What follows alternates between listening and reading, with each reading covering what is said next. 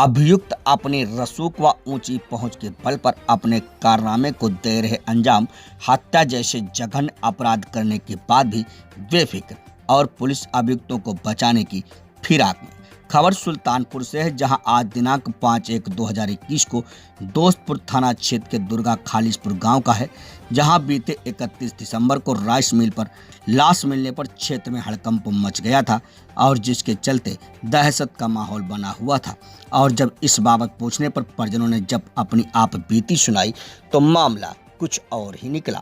बताते चले कि दोस्तपुर थाना क्षेत्र के खालिशपुर गांव में रमेश वर्मा ने लीज की जमीन पर राइस मिल खोल रखा था और उसी से अपना और अपने परिवार का जीवन यापन करता था।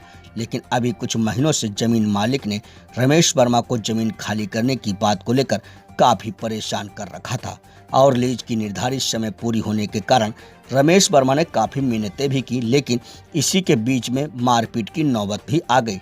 लेकिन विगत 31 दिसंबर को दो लोगों ने रमेश वर्मा के लड़के राज वर्मा को मारकर राइस मिल में टांग दिया। लेकिन उनकी इस हरकत को घर के परिजनों ने देख लिया और हो हल्ला किया, लेकिन तब तक हत्यारोपी घटना को अंजाम देकर वहां से फरार हो गए। तो परिजनों ने इसकी सूचना जब पुलिस को दिया तो पुलिस ने भी उनके प्रार्थना पत्र पर अभियोग दर्ज कर लेने की बात कही। तो वही परिजनों का आरोप है कि आज 1 हफ्ते हो गए आरोपी को जेल नहीं भेजा गया, सिर्फ थाने पर बैठाकर पुलिस द्वारा सेटिंग गेटिंग का खेल खेला जा रहा है, जबकि अभियुक्त थाने में बैठकर अपनी रसूख व ऊंची पहुंच के बल पर अपने कारनामे को कर रहा है। ये थी सुल्तानपुर से संतोष पांडे की रिपोर्ट। हाँ जी, क्या नाम है आपका? संजू वर्मा। क्या है पूरा मामला?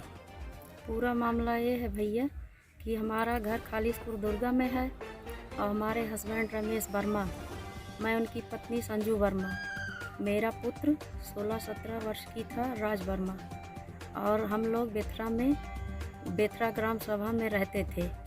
राइस मिल लगाए हुए थे। राइस मिल थी जयनारायण वर्मा के ज़मीन में और वो लोग ज़मीन छोड़ने की बात कब से कर रहे थे, शुरू से।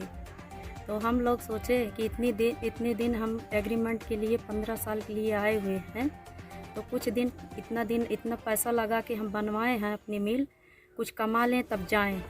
तो हम लोगों को मारने की धमकी दिया जाता था, कहते थे तुम लोगों को मार डालेंगे। तो हम लोग सोचे कि ऐसा कुछ नहीं होगा, मुंह से भी झगड़ा करते थे। तो हम लोग सोचे कि आज तक बच्चों को लेके वहीं पड़े रहते थे, छोटे छोटे बच्चे थे, कभी कुछ नहीं हुआ ऐसा हमारे साथ।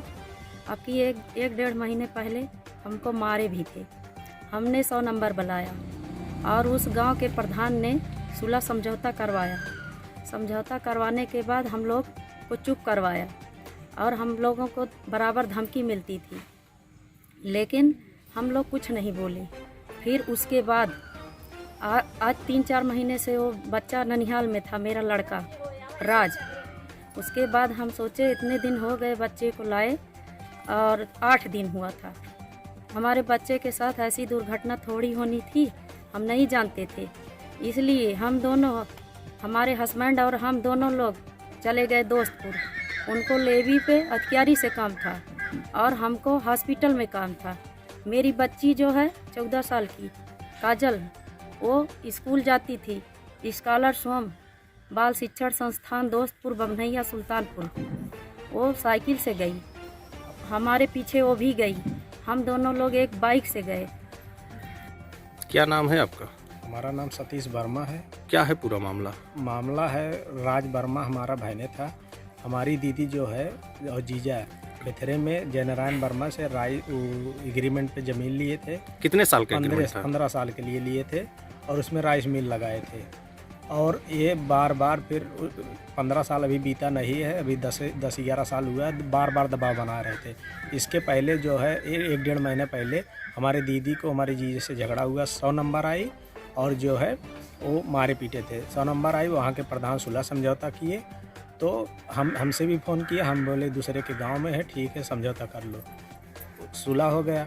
उसके बाद हमारे जीजा और दीदी गए गाड़ी से दोस्तपुर और भांजी गई हमारी पढ़ने। हमारा भांजा बैठा था और वो वहीं पढ़ रहा था। फिर जो है हमारी दीदी जब वापस आई 1-1:30 बजे लगभग, तो वो देखी कि वो चंद्रकेश और जयनारायण एक काली गाड़ी से और 3 अज्ञात आदमी काली गाड़ी से जब प्राइमरी स्कूल के मोड़ के पास पहुंची तो देखी ये दोनों गाड़ी आ रही थी। तो दीदी को हमारे देखते ही बेथरा चौराहे को ओर भागे। तो हमारी दीदी जब घर पे पहुंची देखी, अपने बेटे को बुलाई तो फिर नहीं दिखाई दिया। फिर जब दरवाज़ा खोली तो दरवाज़ा खुला था। तो देखी लड़का उसका पुत्र, हमारी दीदी का पुत्र राज वर्मा, उम्र 16 साल, जो वहाँ पे फंदे से लटकाया पाया गया।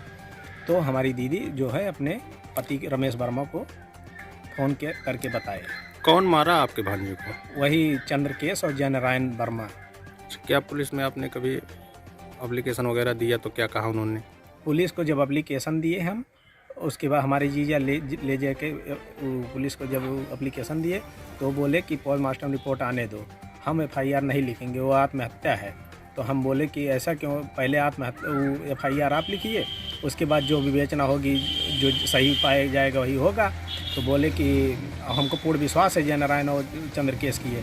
लेकिन वो बोले, फिर माता जी से बात हुई, SP साहब से बात हुई, उसके बाद फिर जो है दबाव बना, तब जाके CO जो है FIR लिखा।